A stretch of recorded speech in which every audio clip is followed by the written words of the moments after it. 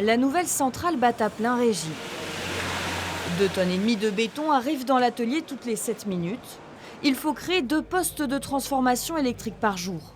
Pour l'inauguration du site, le directeur général délégué fait la visite. Un poste comme ça, aujourd'hui, en 1 semaine et demie, il est sorti d'usine. Le groupe a remporté un appel d'offres lancé par Enedis et signé un contrat de 3 ans. Pour assurer la production, Sotubema s'est agrandi et équipé pour un investissement total de 3 millions d'euros. Sans une bonne centrale à béton, vous ne pouvez pas travailler. Et donc aujourd'hui, effectivement, on a dû investir sur cette partie-là pour proposer une solution écologiquement meilleure que ce qu'on fait aujourd'hui, mais aussi avoir un outil qui nous permette d'avoir une meilleure maîtrise.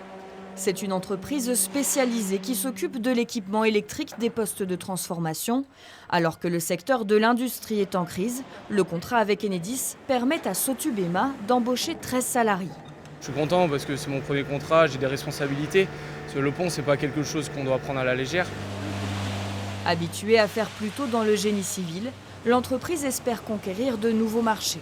L'opération des packs Enedis, ça a montré qu'on savait aller chercher des chantiers importants.